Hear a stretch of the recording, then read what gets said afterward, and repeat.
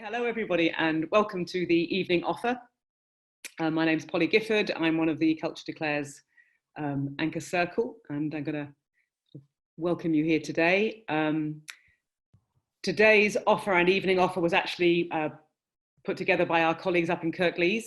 So this morning we had a fantastic session hearing about the grassroots action that groups around the country have been taking to set up their own Culture Declares movements and pop-up hubs in Camden and in Kirklees as well, and hearing from colleagues in Sheffield. So it was a really inspiring morning, and this evening is picking up on some of the ideas that were discussed there in more detail.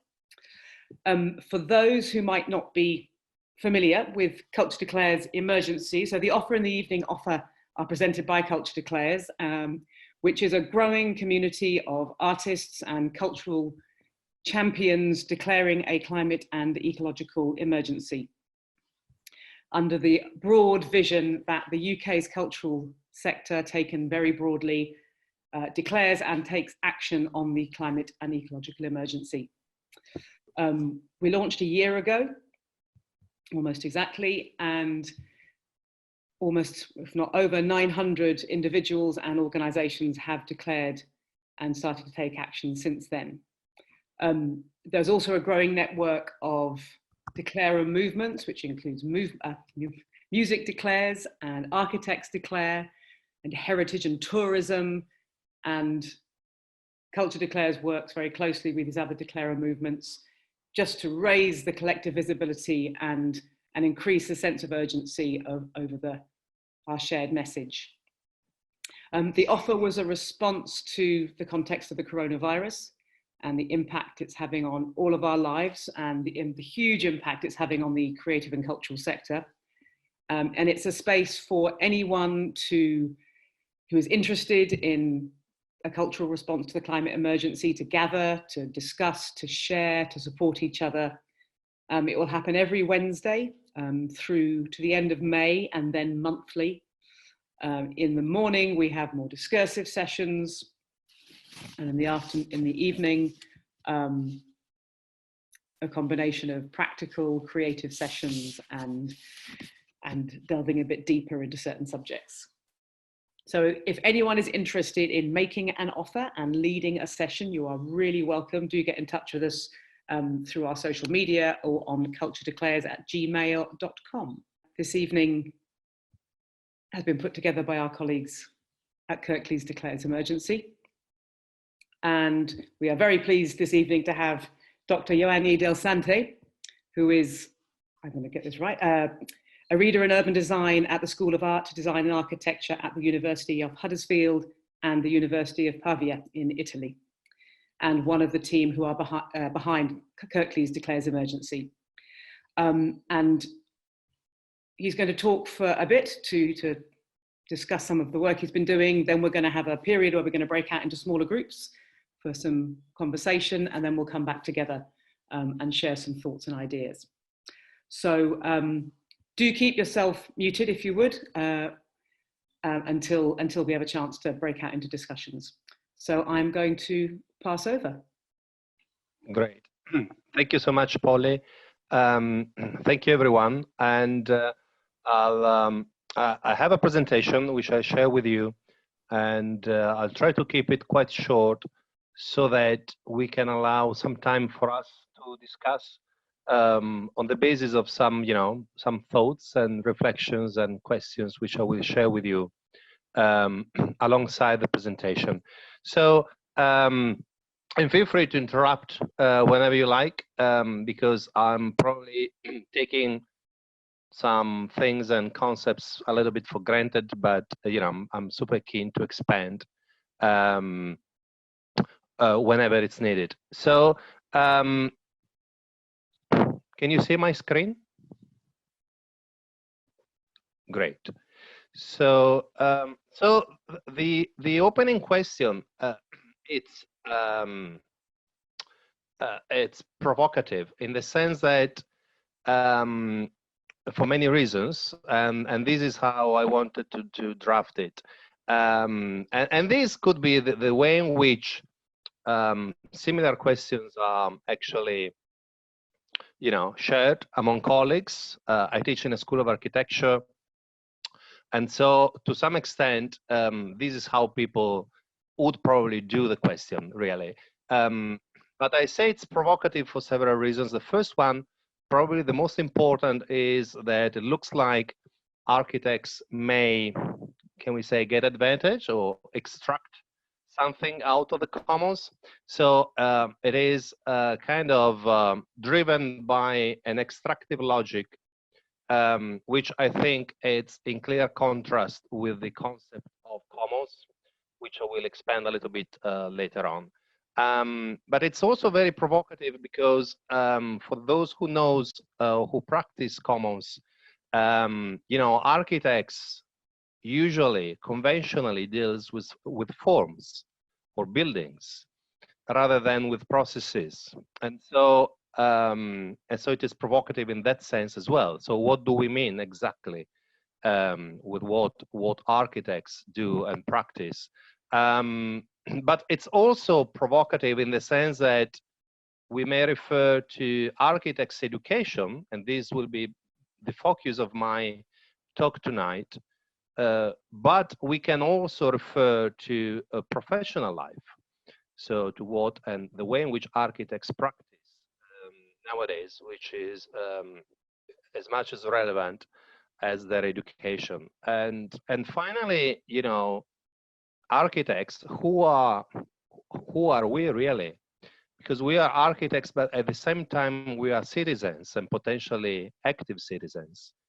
And so there are many other questions which arise and which are not included or not deliberately not answered in the opening question. And I need to give credits to a lot of colleagues, students, and people who is actually working with me,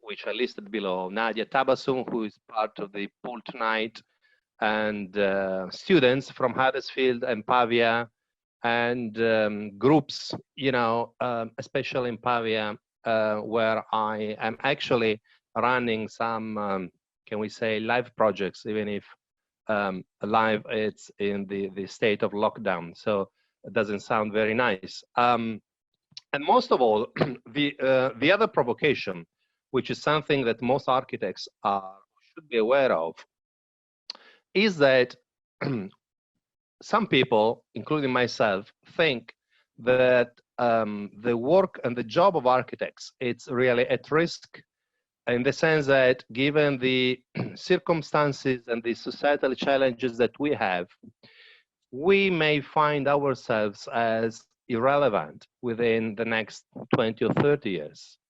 And this is for real, in the sense that within market logics or within how the profession is evolving, and many other conditions, the role and actually the role in society of architects is put at risk.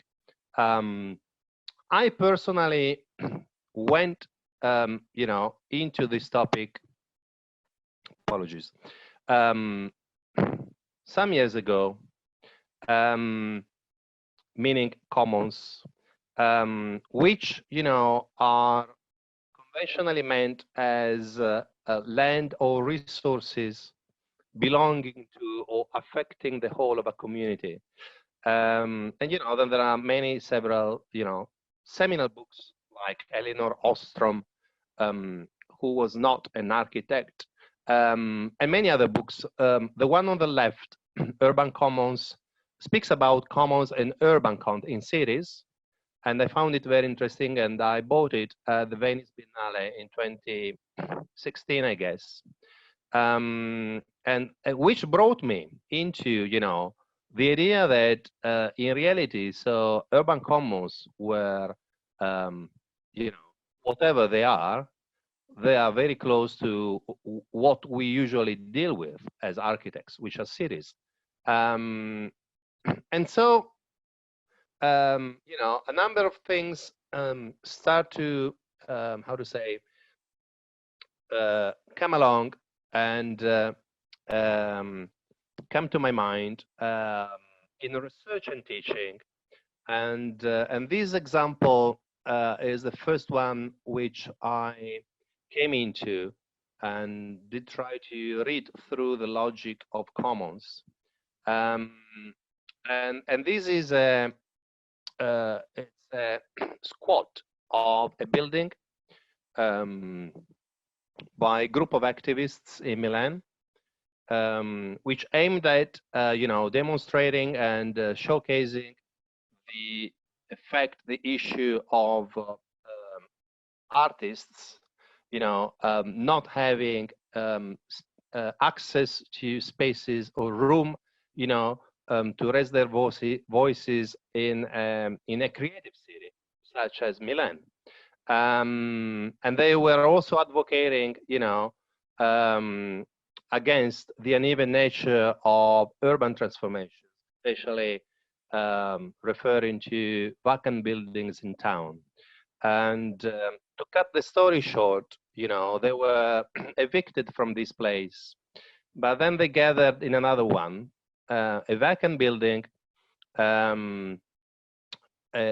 which was previously, a slaughterhouse,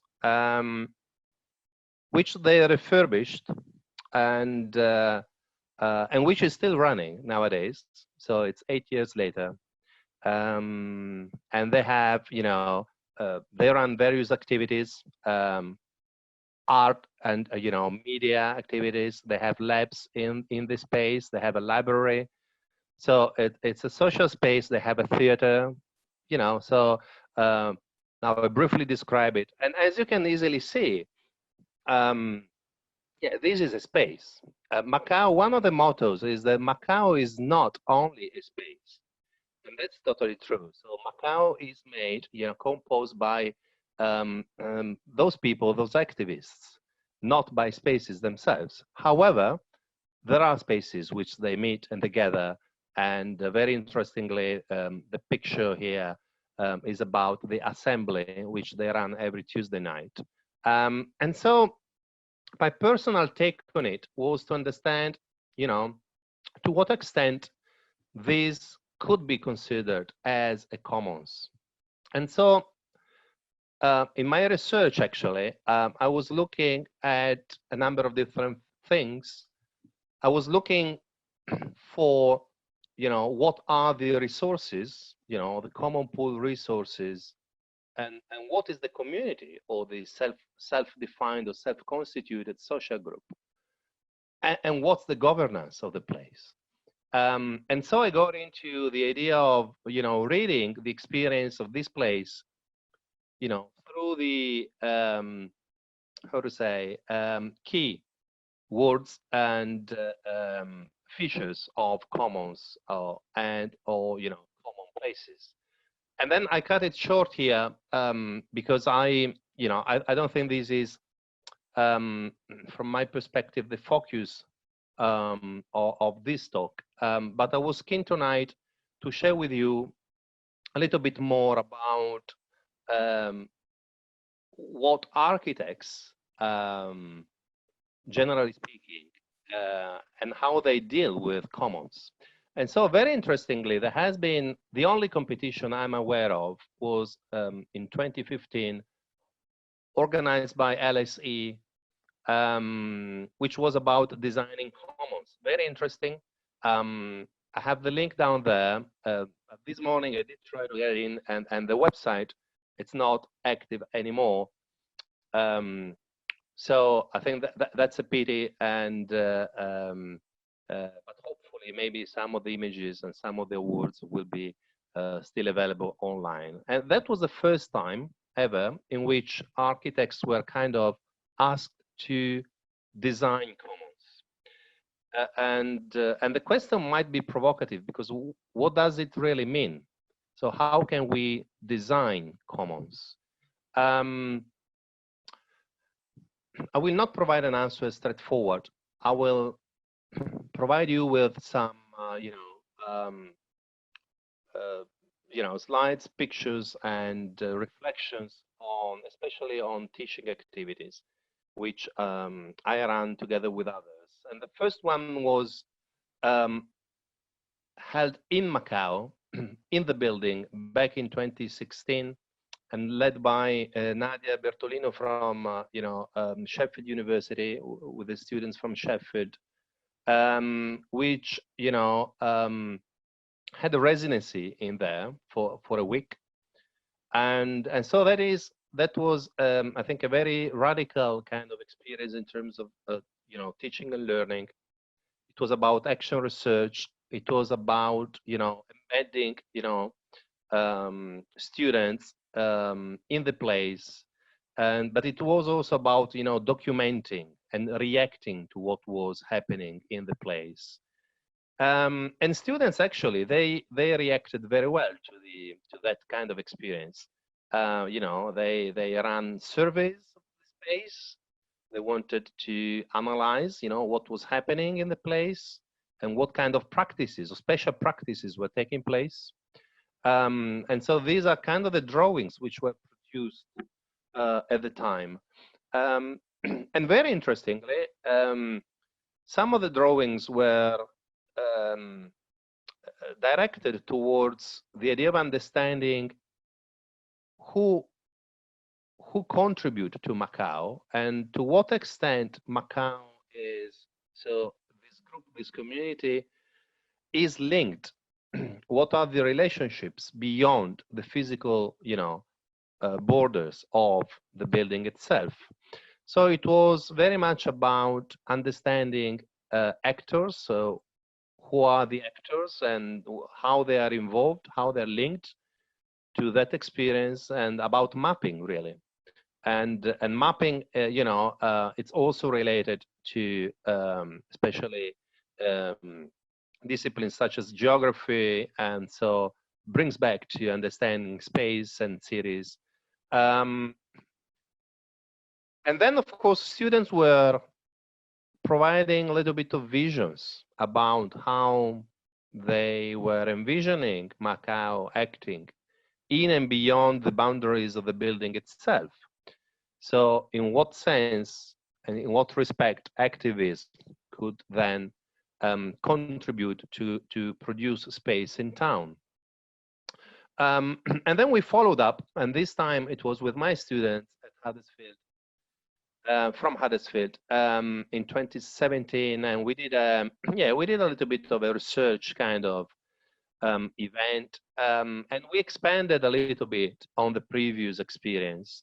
We had an agenda in which we wanted to look at various things, and so commons, you see, is in between various other items, matters, questions, in between right to the city, utopian kind of visions or movements. It intersects urban social movements alongside socially self-defined groups or communities. And we went and had meetings, of course, in Macau and with the activists, but we also met with other communities. We ran a participatory workshop.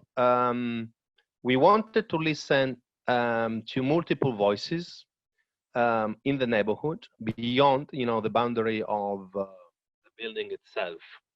We were mapping, places. We were mapping needs, and we were basically trying to understand what was, in what sense and what was intended as a common good, not just from the activist point of view, but from including a broader kind of audience. And then, very interestingly, we also digged a little bit into the governance of the place, and especially in terms of peer production. So in what way the space, the architectural space and the infrastructures are linked to the production of, art and culture, and in what way the community, the group, is self-organizing itself, is managing, you know, and it's also organizing, you know, a solidarity fund, the way in which they share means of production, the way in which they self-organize and keep going.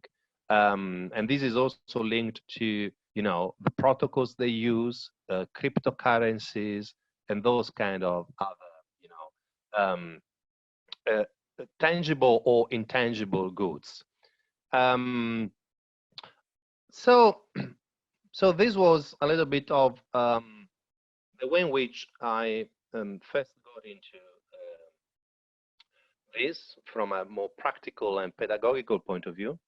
And then last year, we did try to expand it a little bit in Pavia, which is a small-sized city, not far away from Milan, but of course, it is living a completely different set of cultural, social, political challenges.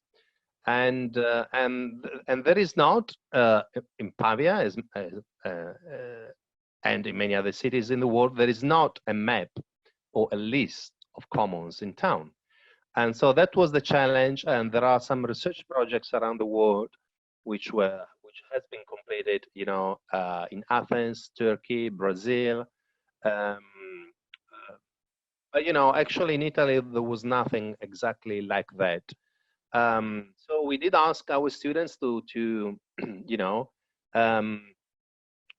run a derive, so to walk through the town and basically lose themselves and get to perceive the city from a different perspective. And that was the starting point of we say a critical mapping exercise, where we wanted them to experience and get to know and to understand people and places and uses, and all of this information, which was produced by almost 30 students,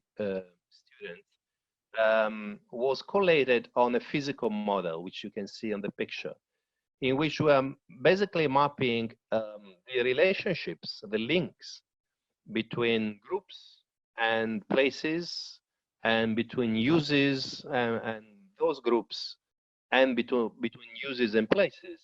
And so that was a way to get into the matter without banalizing, you know, the idea of commons as a static entity, and also without, you know, assuming, you know, that commons, urban commons and resources can be easily mapped.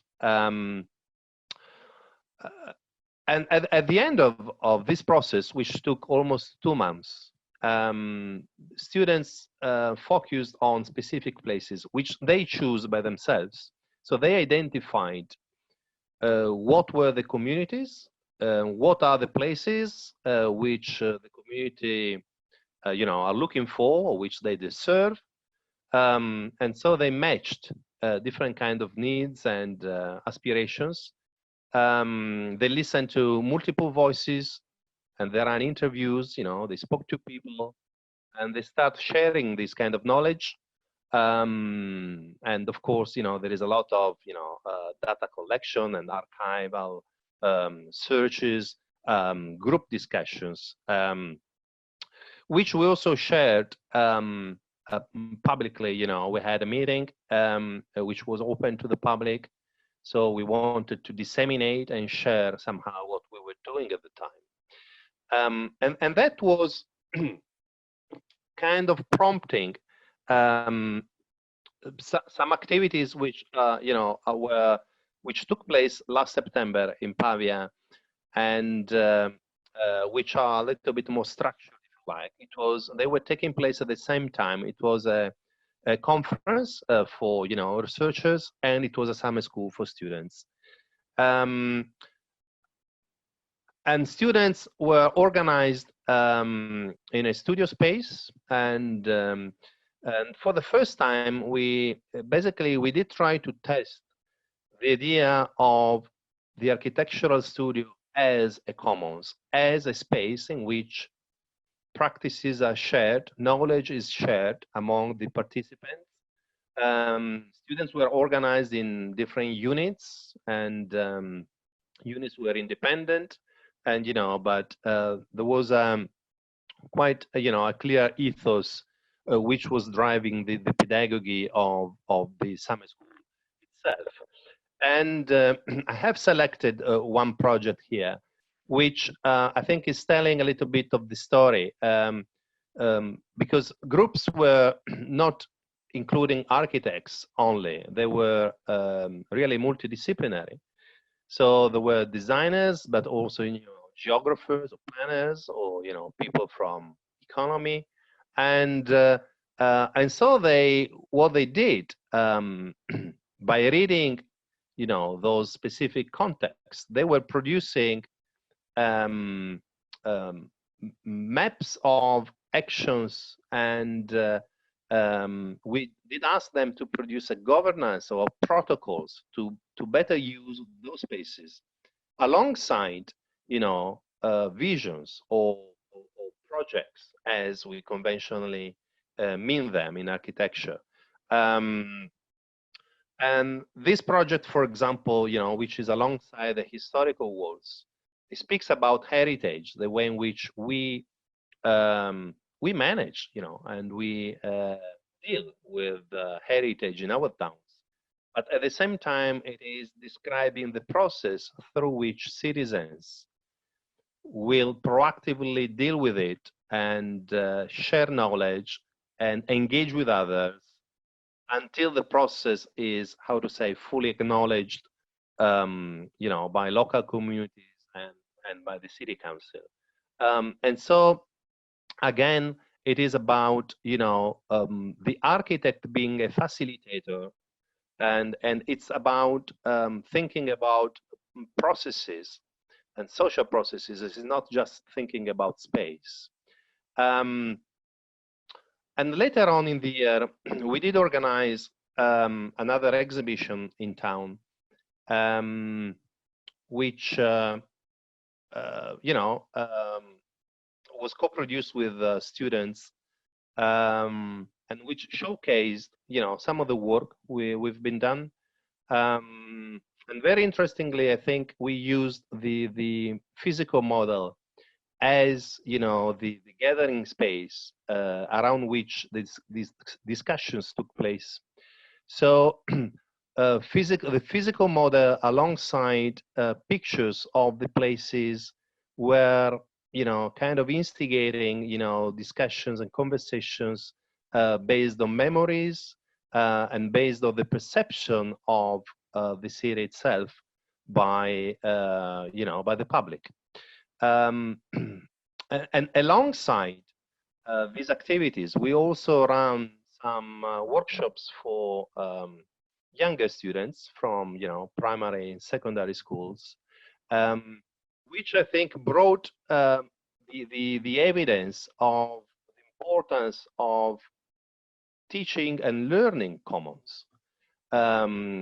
Not just about designing the commons, but the pedagogical aspect of it it's very relevant, and many researchers contributed to the exhibition from that perspectives. And I did select a project here from Portugal, but there are many others around the world which are working alongside similar lines.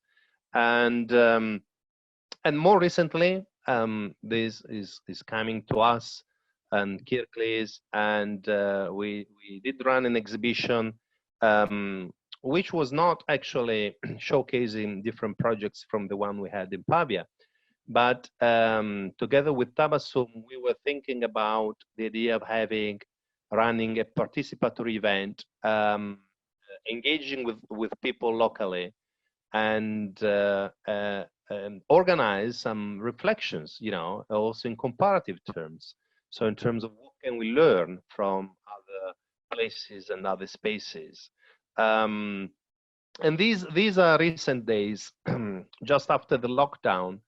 I am running a module in Pavia, which is totally online on Teams, but we use a blog, and we do interact with a number of actors and stakeholders, thanks to the digital technologies.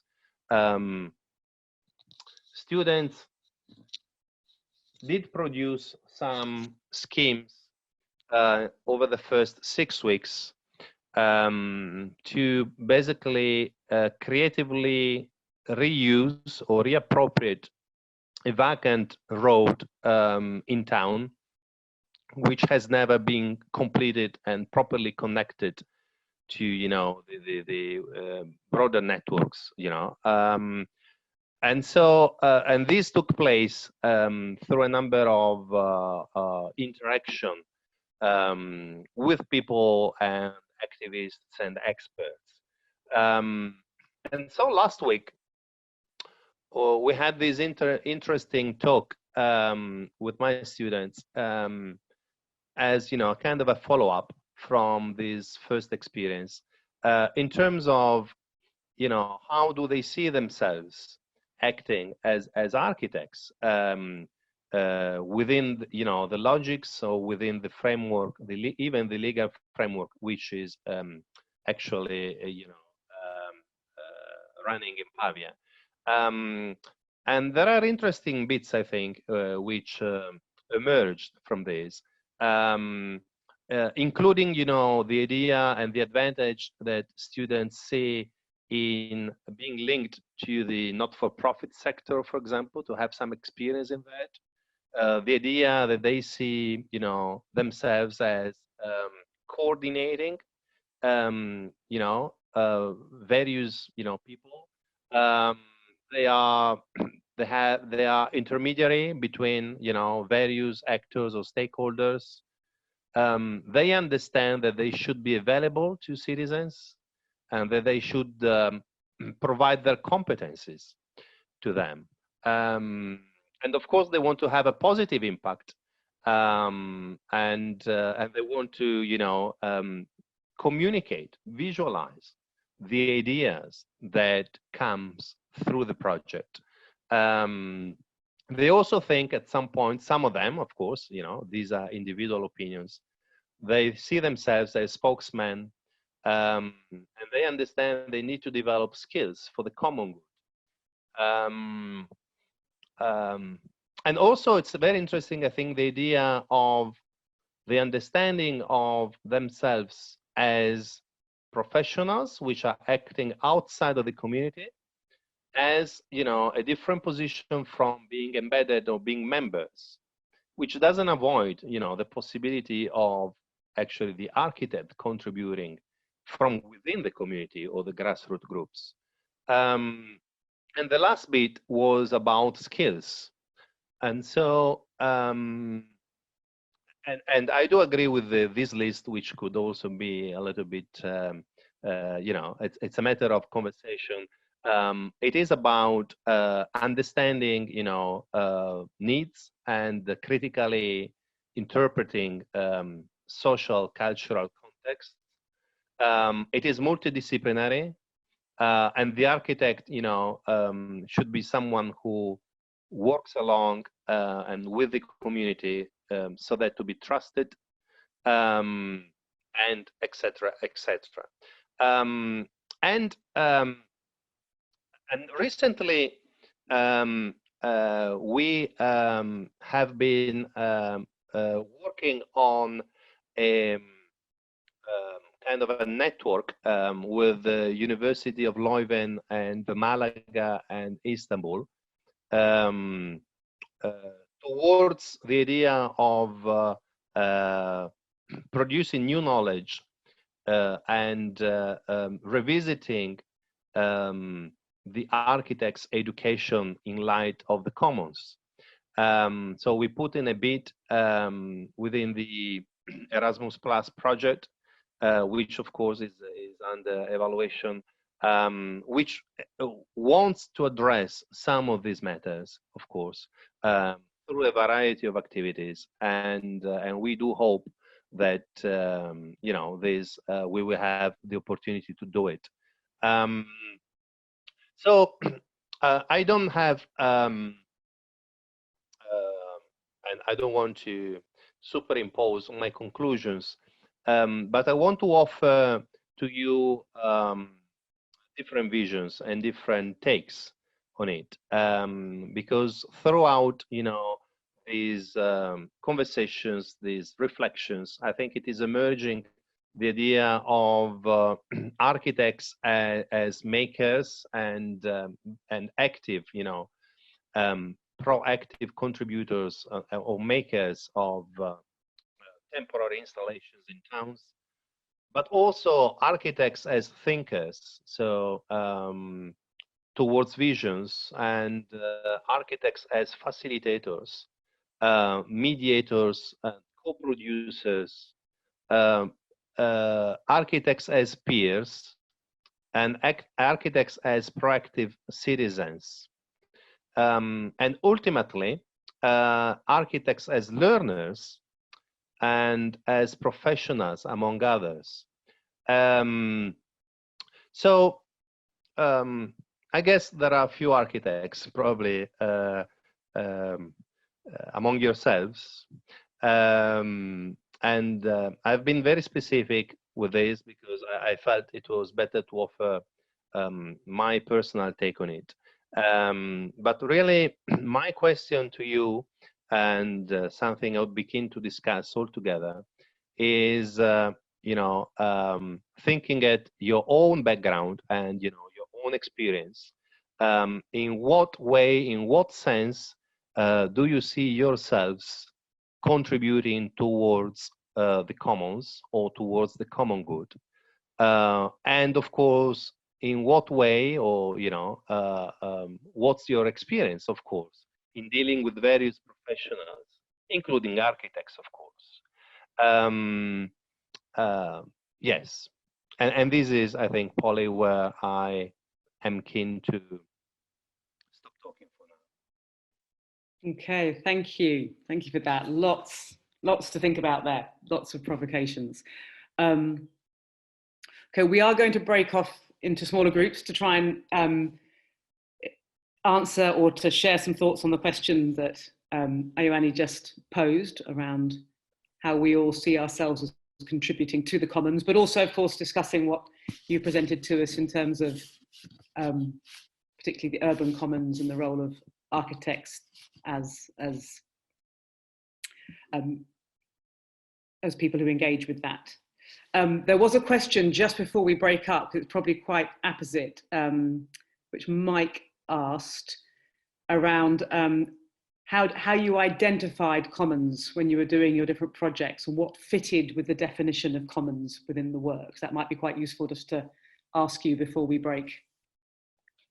Of course. So, sorry, I didn't see the question before. Well, I think that's part of the challenge, Mike, because some authors, some references do list commons in our series. So there are authors which are telling us that commons include streets and roads and trees and and other objects, buildings, etc. I quite disagree with that because I think that is that concept is making commons as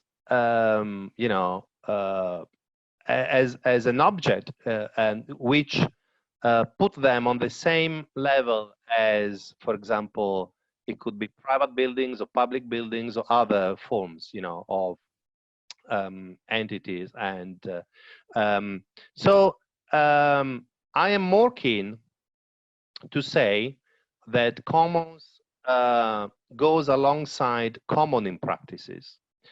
And so I'm more keen towards the idea that we identify commons as those goods or resources which are activated by people's action, and those are all who are maintained also through or preserved through people's action. And so, you know, looking at the literature, when you look at urban commons, you should look at the very least 3 layers of things. So one, it's about resources, which could be natural resources, but could also be, you know, in my interpretation, it could be about buildings or spaces. But then there is another layer, which is about people, about self-constituted groups of people. And then there is another layer again, which is about the protocols or the governance, which people use to share and manage those resources. I don't know whether I did answer to your question. And so, so to cut it short, I don't think that by, you know, simply, you know, walking through the city, we will immediately, it is possible to immediately recognize commons as such. We need to analyze them. And this is what I did try to do in Pavia. And it took a long period of time. And I can tell you that 1 year later, we know that there are things which we didn't spot because, you know, new groups have emerged, and you know, and new aspirations have, you know, raised. And so, so commons are dynamic entities, which we constantly have to monitor. It'd be interesting just to hear what the general mood of the conversation was in each of the rooms. So I don't know if someone would like to offer up some reflections. Maybe if people would like to share what they were talking about, just raise your hand and I'll.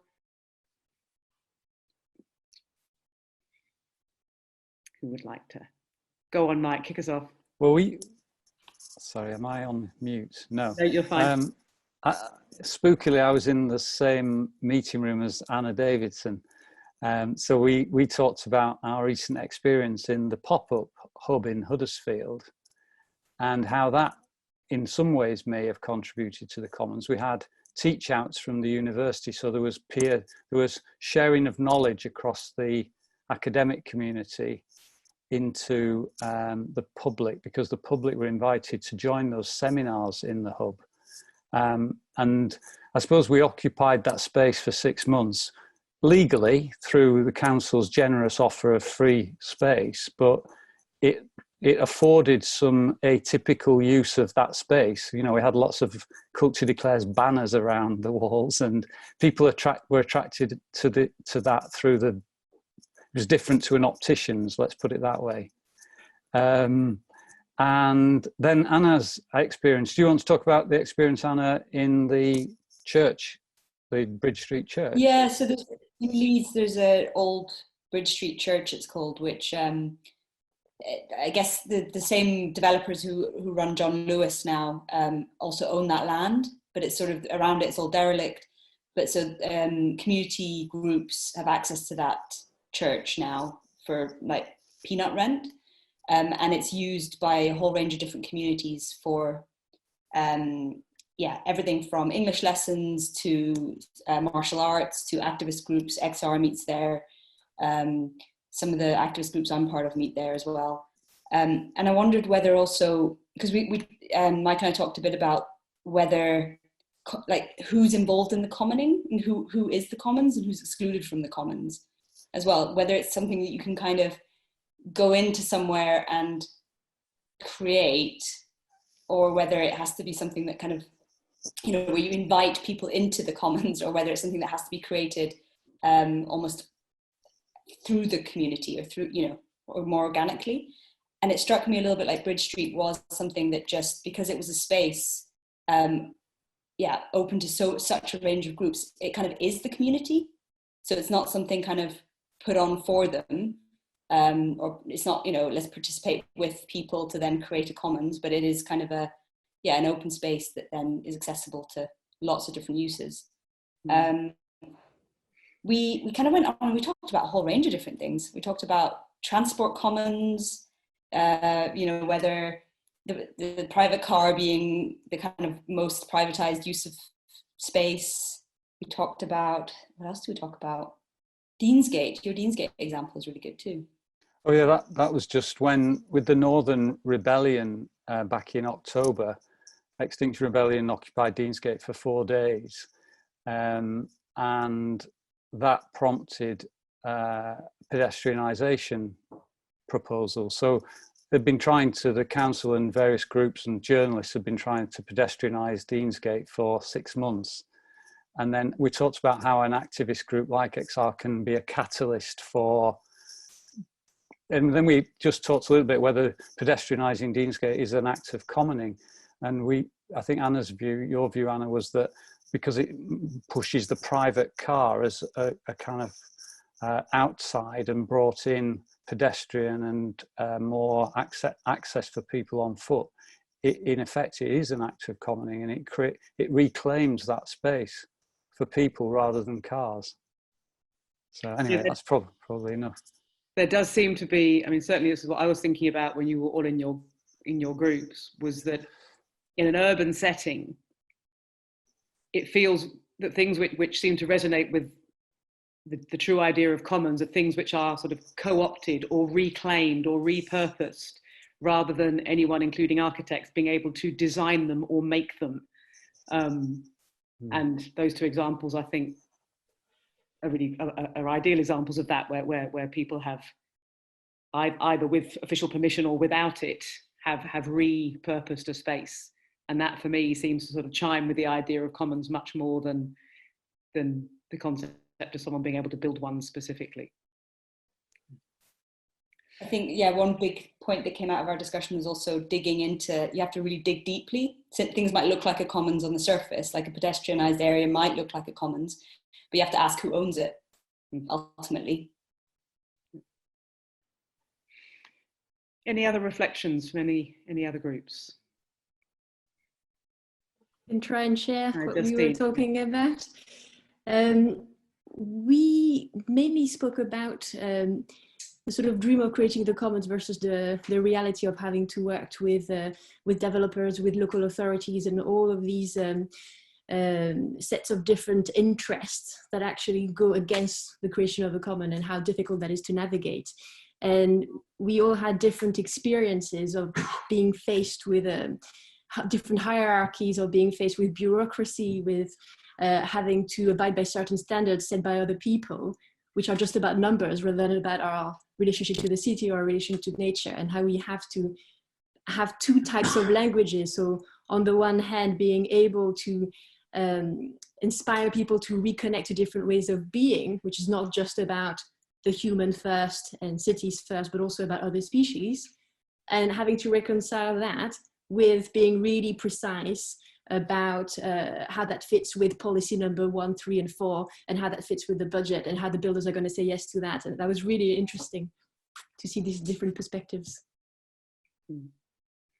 Dan, Gideon, have I missed anything? Yeah, no, I mean, I'm just thinking about that things of commons and what happened to the common land here, that my father used to graze a horse on common land.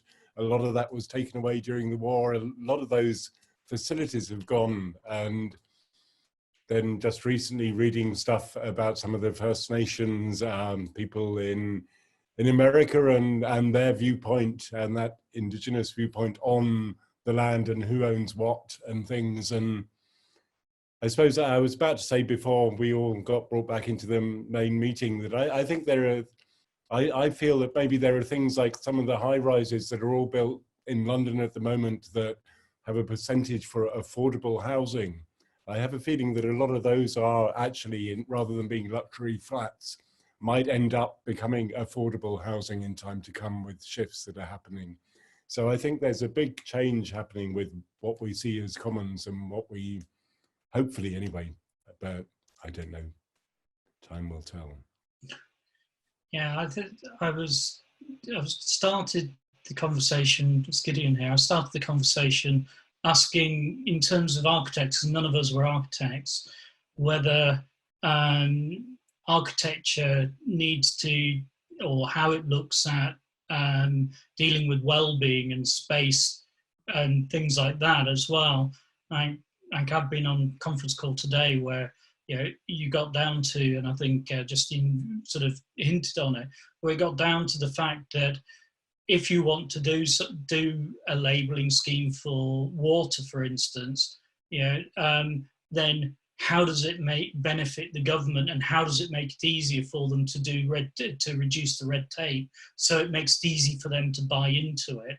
Which I know it's not really a common thing, but it sort of looks in the same way. We were talking about some of the spaces that have been taken up in London for, by groups, and it was mentioned by Anna earlier in Leeds as well. But a lot of this seems to be temporary. It's an offer to have at a temporary time where it's convenient for a developer because no one's there. It probably reduces the tax for them and things like that. So I think for me, in terms of architecture, I'm really trying to get my head around how it all fits together, and whether the governance side of it is architecture or if it's something else, but sort of how you create the space that enables the commoning, I think. Yeah. Yeah, if I may, I think, well, first of all, I think that when you look at, what is being produced, not just in academia. Can you hold your microphone up again, Yanni? Yeah, sorry. So when you look at what's happening out there, and architects and architecture are, how to say, not fully acknowledged in terms of commons and commoning practices. And this was the starting point of why I was, how to say, initially interested in that. So is there any space for architects? And the answer is probably yes, but probably not in the way in which we have been trained, because we have been trained towards a profession, and the professional life is driven by, well, basically you have you may have public clients or private clients, just to put it simply, and you have clients. Okay, so when you deal with much more a much more complex system of actors and stakeholders, and when you deal with the idea that you do not deliver something to someone and and it's done, but you have to constantly discuss things. Well, it is quite clear that we need, we as architects, we need a completely new skill set, and we need to learn how to do it, and so do students. Yeah, that's it.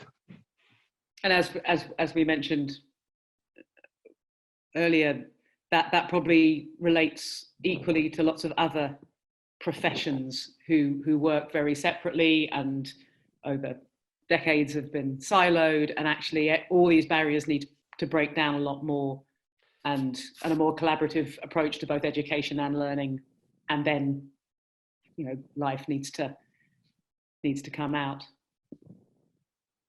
Hi, I'm Lucy. There's a few points that people were discussing. One was that I've been involved in a number of co-design processes. One was in Peckham, and it was called Pocket Places, and it was actually run by Sustrans, who are a transport charity. And that was a really interesting process because it was very well thought through. But in terms of the participants, we were talking about actually that it wasn't fully representative of the demographic of that particular area.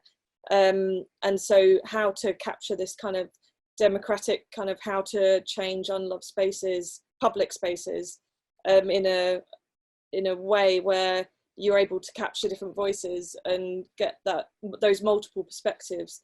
And that was slightly different to another process where Network Rail were going to redevelop Peckham Rise Station and remove lots of businesses, and that kind of a council architecture network rail kind of frenzy of all local residents in uproar, I think, and how you can do that then led to another co-design process towards what would happen in that public space. So it's quite interesting, the different ways of going around it, and whether or not those co-design processes really do take on those collaborative opinions, or whether they're actually just a part of a box ticking exercise, which is, I suppose, one thing I always wonder. So as that was one point, and another point was we were talking about public spaces. Burgess Park was kind of created, was created as a public space in London, around, like, now, you know, many tall towers, but there's certain areas of the park where they wouldn't have any lights on during the night, so it didn't disturb all of the other species that were nesting there, which I always think, you know, various people may have got mugged, but in this dark park, but the actual species were able to have their nocturnal behaviour and not interrupted, which was interesting. I could add more about museums as social spaces, but I'll let someone else talk. Are there any other perspectives or any other thoughts people would like to throw into the mix?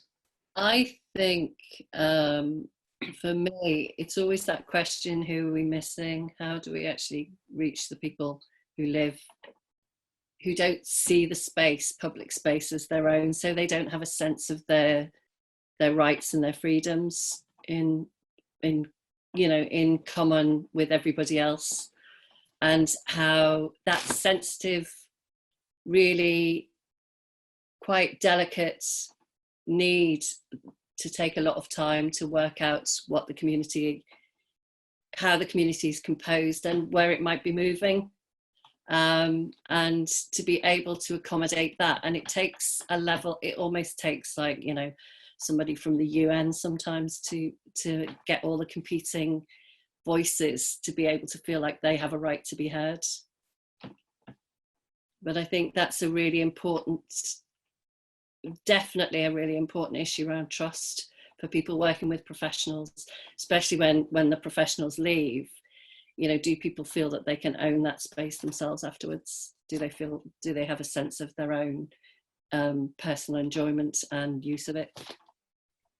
And that sometimes, of course, is where artists have come into play as facilitators, as people who can oil the wheels of that communication, as long as there is, again, enough time to really have those conversations at the pace that the community needs them to happen at. Yeah. But also it's that other thing, you know, and I think really hard about it myself when I make work, and I've had to think about it a lot recently in the last couple of years. Who am I in service to? You know, and what are the competing pressures? Mm-hmm. And can I honour the spirit of this idea and still remain professional? Good questions. Really tricky, I think, but really valuable. I think most of the time in those, you never quite feel that you get everything right. You just move on to the next project and try and apply the same and learn from what you get fed back. Even the grist is often the most useful piece of information. Yeah. We've got about 5 minutes left. Were there any other excuse me, any other thoughts? Yeah, anything that you want to reflect on in terms of what you've heard from people? Microphone. Well, I think that the only point is that... Your microphone, Yanni. Sorry. Yeah, the only point I'm keen to expand on a little bit is about, you know, we have, as architects, we do design a lot of public spaces, okay? So there is a Stavros Stavridis, who is a scholar from Greece, wrote a book recently about common space. So he's arguing that from a theoretical point of view, you know, you have a common space, which is which goes beyond public and private space. Public meaning, especially on the continent, it's public, publicly managed by public authorities or the state. Okay, so yeah, of course we have to clarify that. And so yeah, so I think this is one point. And so common space is the space which is, I'm inventing is co-produced, okay, by commoners or by common practices. So so there is a possibility for us to discuss another typology of space, okay, which exists beyond the notion of public space. And yeah, so I'm telling that because common space as well as commons has a percentage, you know, has implications in terms of exclusions. So because of course that space is accessed or managed by a specific group of people. So it's not usually meant as something which is, you know, just readily available for everyone. And so this is also, and so that there might be conflicts, and you know, conflicts in which, you know, sometimes can be sorted out and some other times cannot, and that's part of the game. And so yeah, and so this is about, also it's about the coexistence of various groups and various instances and aspirations within very dense context as our cities, where conflicts are many, you know, and almost you know, always present.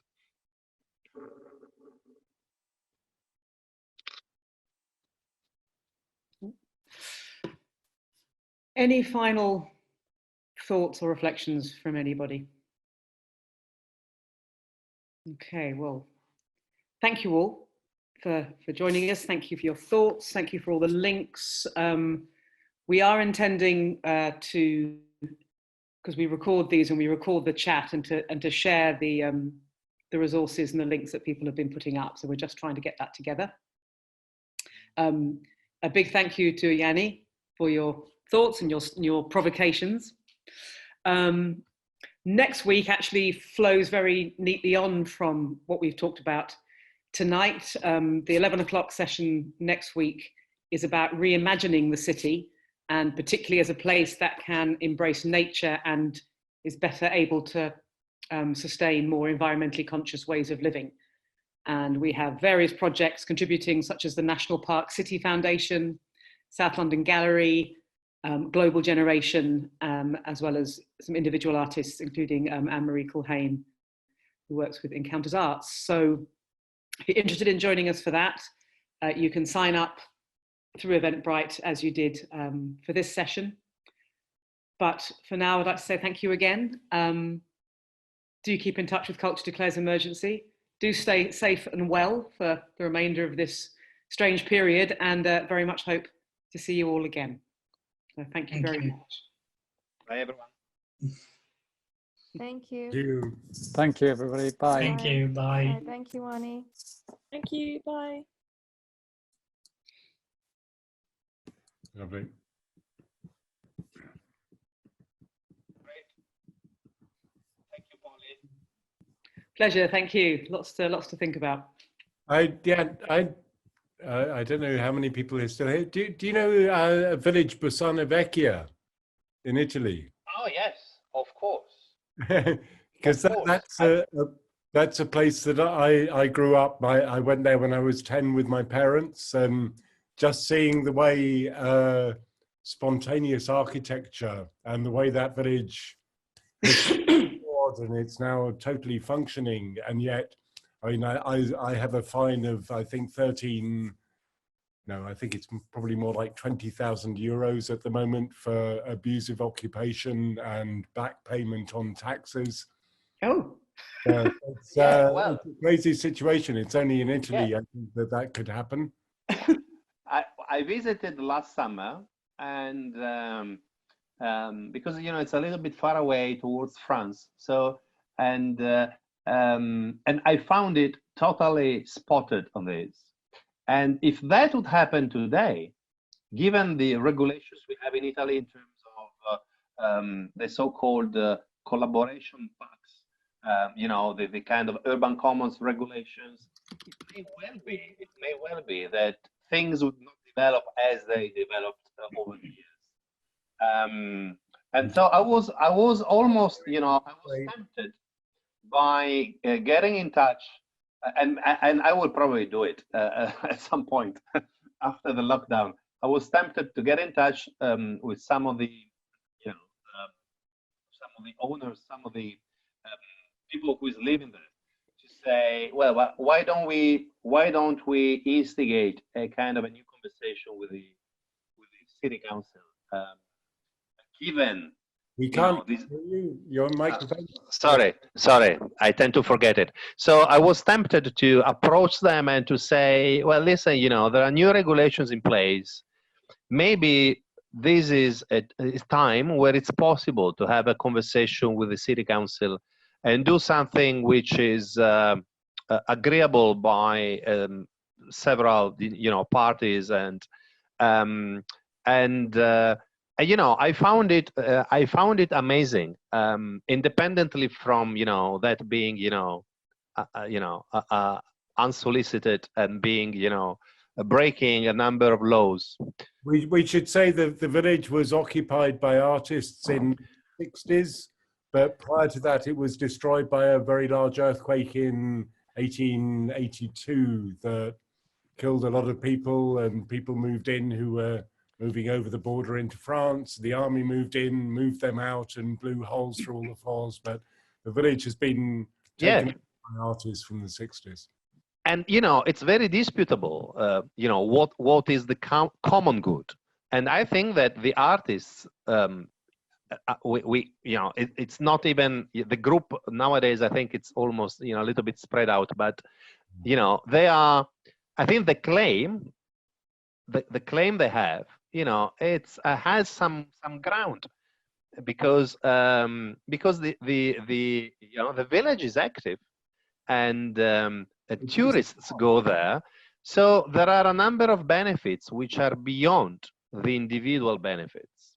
Yeah, that's totally spotted, and I would love to organize a kind of a I don't know, a kind of a workshop or a kind of a residency, in there. I and Heather, we have a house there. We work there, or we've worked there. That's where we've worked together.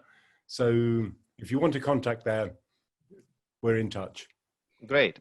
So maybe if the European project, which we put in last week, on this strategic partnership on architectural education, if that's going ahead, maybe we can think about it, and we can do something which is potentially maybe of benefit, not just for us but for the local community, because we may instigate a conversation with the city council, which I think it's really awkward. It's not taking place nowadays. Well, I think you guys have got each other's emails, haven't you, from when we were doing the technical stuff earlier? We'll be in. That'd be a great outcome. Thank you so much.